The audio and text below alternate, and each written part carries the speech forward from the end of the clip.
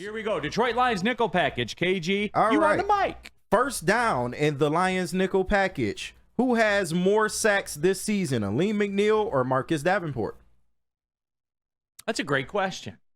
Who came up with that one? I think that's Flannel. That's Flannels? Yep. Yeah. See if you can guess who came up with the packages, by the way, by the questions, Yeah. too. That's a little fun at-home game that you guys can play.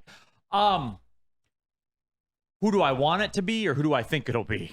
Who has I think more? it'll be Yeah. McNeil, but I really want it to be Davenport. If it's Davenport, if they're both healthy and it's Davenport, I like it.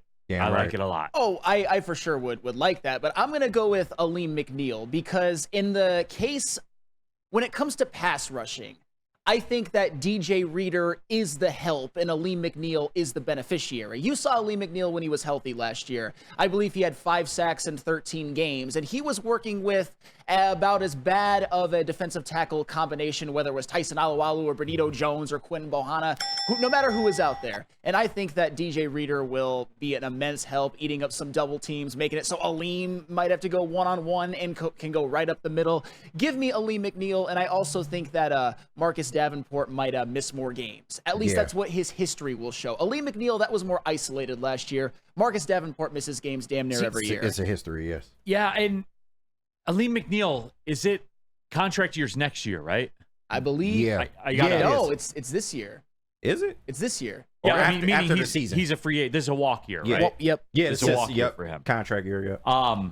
That's why, like, if I had to bet on it, and this is how I construct all my fantasy football teams, all of it. Who's chasing the bag? Oh, yeah. It's Aleem. funny. It's funny how it always seems to work that way, that the guy chasing the bag always has the best season all the time. Right? So if I had to bet on it, I would bet on Aleem McNeil, but I want it to be Davenport. Maybe another reason we should want it to be Davenport, because hopefully Aleem doesn't price himself out of Detroit. No, absolutely. Yeah. But if he does, that means they had a hell of a season, If he and does, that defense was good. Hey, if he does, then we might not care so much because there might be a certain trophy that the Lions are holding at the end of the year. Big I'm not facts. predicting it. I'm just saying if Aleem has that monster season, that's would certainly be a good start. Second down, KG. Second down in the Lions nickel package. More likely this season, Jahmyr Gibbs 1,000 yards rushing season or Sam Laporta 1,000 yards receiving season? That's interesting, and that's nuanced because I noticed that there's always a gut answer with these things, and I'm curious to see what the chat does here. I think the chat's going to run to say Jahmyr Gibbs. Ooh, I think that they are, just because because he fit the mold, right? How dynamic he was, how it looked when he ran the football, all of those. He damn near things. did it his rookie season. Damn near did it his rookie season, all of it. I think it's going to be Laporta because remember, like Laporta did that as a rookie last year. Yes, sir. All pro. It's only going to get better, Flannel. It's only going to get better. And look, the Reynolds thing, how much of the Reynolds spillover does he get? There's probably something to that. He probably gets a couple. Yeah. I think it's going to be Laporta. Yeah, I must have missed when Jahmyr Gibbs wasn't a rookie.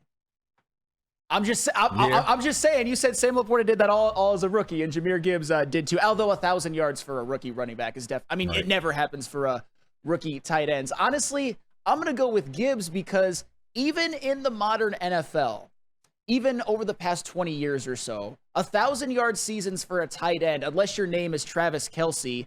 Even guys like George Kittle get him about half of the years they play. Rob Gronkowski, less than half the years. You look at a guy like Tony Gonzalez, 4 out of 17 seasons. Last season, Sam Laporta was a second-team All-Pro with under 900 yards. And in 2022, George Kittle was a second-team All-Pro with less than 800 yards. It's just the tight end position, whether it's the lack of big plays, whether it's targets, who the heck knows, whether it's the fact that they also have such responsibilities with blocking. They don't usually put up the numbers of the top wide receivers or the top running backs when it comes to rushing. So I would say because of position, give me Jahmyr Gibbs because I also think he's going to get the majority of the carries this year. Not like a big majority, but the majority. I would agree. Woodward Sports chat thread, Vincent E. Flannel looks like he's about to find some Blues Clues. That's fair. I mean, this is like I said, I could have taken off easily, but I didn't. I wanted to be here for you guys. So you're going to get what you're going to get. What about this? See, here we go. Yeah. multiple people, both. Vandalay, Gibbs might have 1,000 yards receiving. So Jared Goff is going to throw for 7,000 yards this year. Yeah, that's wild. 1,000 yards receiving from the running back position? With 1,000 that's at the tight end spot for Laporta. That's crazy. With 1,500 from Amon-Ra St. Brown. Yeah. We got to start counting the yards, people. It's only so many yards in the game. So. I believe it's happened 3 times in NFL history. 1,000-yard receivers were running backs. I believe it was Christian McCaffrey, Roger Craig, and Marshall Falk. I believe. Look at who you named, though. And last season, Jahmyr Gibbs had less than 400 receiving yards. I'm not saying he's not going to get better at that. I'm just saying 1,000 receiving yards for Gibbs. It's a tall task. I would bet pretty much my life that he'll never get it. And that's okay, by the way. That's more than okay. It's funny. We're in full July mode in June already. Yeah. Book it, man. Man. What's funny about it too, real quick? Like, people will legit think, and I'm not crushing you for thinking that. I could see how you can make a case for it. But, like, everybody they pencil in all these 1,000-yard seasons, and then there's still that contingent of people that don't like Goff. Right. Well, somebody's got to get him those 1,000 yards. Yeah. So, yeah. Got to throw for the 6,500 yards it's going to take. No, absolutely. All right, where are we at? Third down. Third down in the Lions nickel package. Tougher playoff rematch. Week 1 versus the Rams or week 2 versus the Bucks? I feel like this is easy. I feel like it's easy too. But if you look at it from this way, that letdown spot, you know what I'm saying? Yeah. And even the crowd will be emotionally spent from booing the kids. Oh, absolutely. Staffords. Exhausted. Even the crowd will be hungover for that second game. Everybody's going to have to fire up the engines in that Bucks game, especially if it's like an emotional win. Yeah. Like, low-key, the Bucks game could be tougher just in that that's one of those games where you survive in advance and get a win and move on. You know what I'm saying? Yeah. Like, stylistically, the Rams win could look more impressive than the Bucks win. But, again, they're the better team, though. I can't see no doubt. Like, my trap game was the week after that once they go on the road to Arizona, I believe. So that's what was my trap game. Yeah, but. no doubt. I'm just trying to make a case for it. But I get what you mean. We're all going to be spent after 65,000 plus people spend 5 hours booing children. Absolutely. And only the children. And only children. And only a specific set of children. Oh, of course. Yeah, well, I'm going to go with, and that's a very interesting angle that I didn't consider, but I'm still going to go with the Rams on this one, just because the new revamped Lions secondary is going to get their test again. They're going to get Matthew Stafford. They're going to get Puka Nacua, who absolutely torched mostly Cam Sutton in that playoff game last year. Matthew Stafford was obviously really good. Cooper Kupp. And that interior defensive line, it's going to get an interesting test from the Rams. They got Steve Avila playing center his second year. They got Kevin Dotson, who they re-signed. They got Jonah Jackson, our old friend, who they signed. And also, they did a lot in the secondary, Darius Williams, Tre'Davious White, and they did lose Aaron Donald, but they drafted a couple of guys who aren't going to be Aaron Donald, but if they wanted to have that really good defensive line, they drafted Jared Verse, they drafted Braden Fisk. They already had Kobe Turner and Byron Young, who last season, both of them had more sacks than Will Anderson. I'm bullish on the Rams being good. Am I saying that they're going to beat the Lions week 1? No. I'm just saying that it's going to be a very, very tough game, and it's going to test some improved areas of the Lions defense right away. Woodward Sports chat threads. Sandy Dorton, Neil, is DCFC playing this weekend? They are. Shout out. International match against Pumas from Liga MX. So the big league crossover there. Yeah. So it's like a friendly, I guess you could say. So, yeah, it'll be fun. That place will be popping, no doubt. Woodward Sports chat thread, jump in to their real cream of wheat. Our voices will be gone, too. Yeah, I mean, you boo kids for 5 hours, man, straight. It's tough. I just can't see them dropping that second home game, but I do understand your reasoning. No, it's going to be tougher. Yeah. I'm not saying they're going to lose either. I'm saying it's going to be tough. I got you. That's where I'm at with it. Where are we at? Fourth down? Fourth down in the Lions nickel package. More receiving yards this season, Sam Laporta or Jameson Williams? That's a good one, too. Yeah. You came to play, Flannel. I'll give you that, man. I'm interested to see his answer because I don't think it's J-Mo. Yeah. As a matter of fact, let's go to Flannel on this one first, shall we?